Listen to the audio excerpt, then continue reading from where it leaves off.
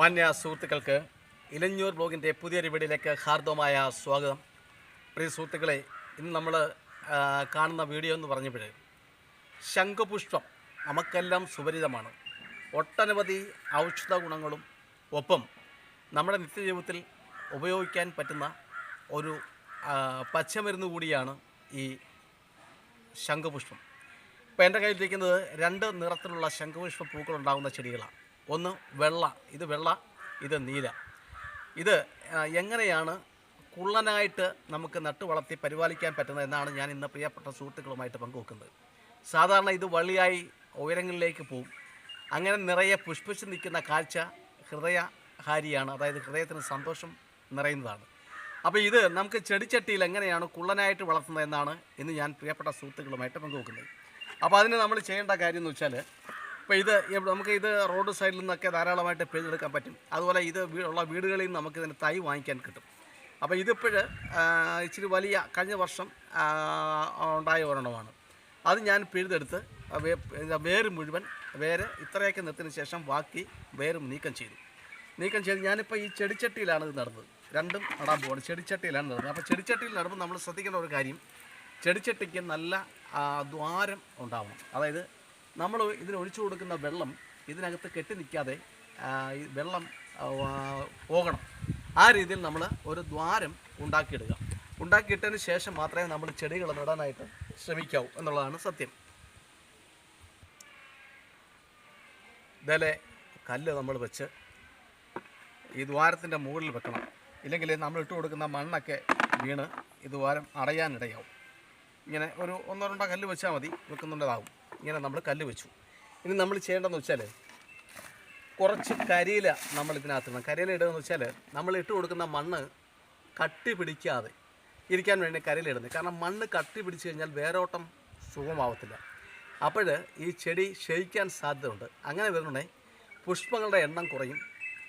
അത് നമുക്ക് കാഴ്ചയ്ക്ക് ഇമ്പമേകത്തില്ല, ഹൃദയഹാരി ആവത്തില്ല. അതുകൊണ്ട് തന്നെ കുറച്ച് കരിയില നമ്മൾ ഇതിനകത്ത് ഇട്ട് കൊടുക്കാൻ പോവുകയാണ്. കുറച്ച് കരിയില ഇട്ട് കൊടുക്കുന്നതിന് മുമ്പ് സ്വല്പം മണ്ണ് ഇട്ട് കൊടുക്കണം. നമുക്ക് കുറച്ച് മണ്ണ് ഇട്ട് കൊടുത്താൽ മതി.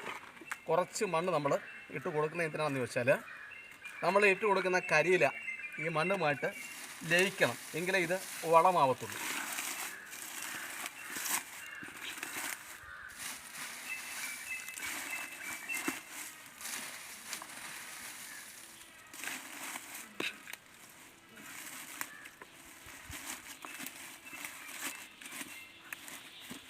ഇത്രയും കരിയില, ഏതാണ്ട് 3/4 ഭാഗം നമ്മൾ കരിയില ഇട്ട് കൊടുത്തു. ഇനിയും കരിയിലയുടെ മുകളിൽ കുറച്ച് മണ്ണ് നമ്മൾ ഇട്ട് കൊടുക്കുകയാണ്.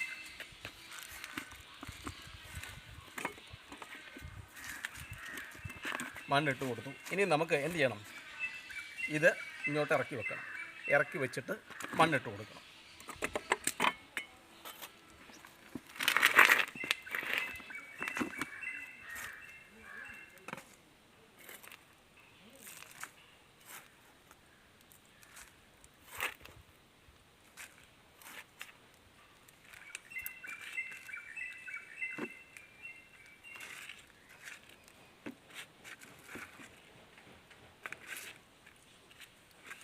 അപ്പോൾ ഇത് ഈ ചട്ടിക്കകത്ത് നല്ല രീതിയിൽ നമ്മൾ നട്ടുപിടിപ്പിച്ച് കഴിഞ്ഞു.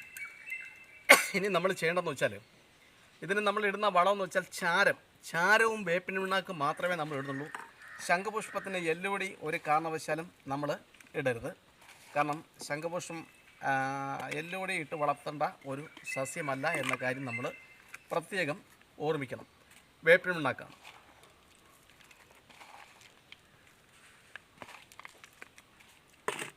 ഇതിന് ശേഷം നമ്മൾ എന്ത് ചെയ്യാം? കുറച്ച് വെള്ളം ഒഴിച്ചു കൊടുക്കുക.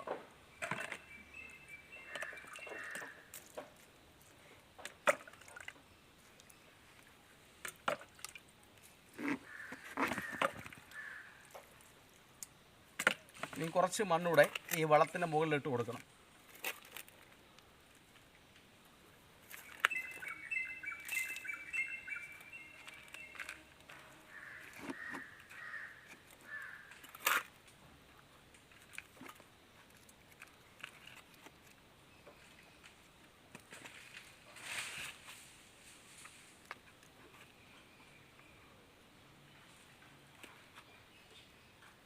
അപ്പോൾ നടുമ്പോൾ നമ്മൾ ശ്രദ്ധിക്കേണ്ടേ, ചുവട് നല്ല ഭംഗിയായിട്ട്, ഏത് ചെടി നട്ടാലും ചുവട് നല്ല ഭംഗിയായിട്ട് ഉറപ്പിച്ച് കൊടുക്കണം.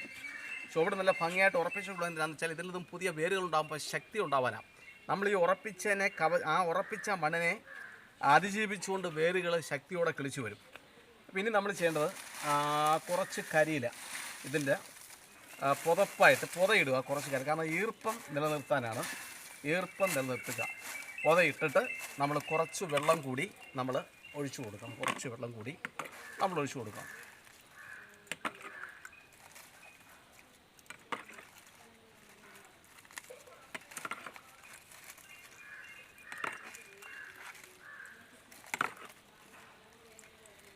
പ്രിയമുള്ളവരെ, നമുക്കറിയാം ഇത് ധാരാളം പോസിറ്റീവ് എനർജി ഉൽപ്പാദിപ്പിക്കുന്ന അല്ലെങ്കിൽ ഉൽപ്പാദിപ്പിക്കാൻ കഴിവുള്ള ഒരു ചെടിയാണ്, നമുക്കെല്ലാവർക്കും അറിയാം.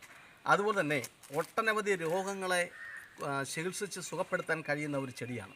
അതുകൊണ്ട് തന്നെ നമ്മുടെ വീടിൻ്റെ പ്രധാനപ്പെട്ട വാതിലിന് അഭിമുഖമായിട്ട് ഇതേപോലെ ഒരു ചെടി നട്ട് വളർത്തി പരിചരിച്ചാൽ ഇതിൽ നിന്നും ഉണ്ടാകുന്ന ആ പോസിറ്റീവ് എനർജി നമ്മുടെ മുറിക്കുള്ളിലേക്ക് വ്യാപിക്കുകയും ആ മുറികൾ നമ്മുടെ വീടിൻ്റെ മുറികൾ ശുദ്ധീകരണ പ്രക്രിയയ്ക്ക് വിധേയമാവുകയും ചെയ്യും എന്ന കാര്യത്തിൽ തർക്കമില്ല. ഒപ്പം ഇതിൻ്റെ വേരും പൂവും ഒക്കെ ഔഷധ ഗുണങ്ങളാണ്.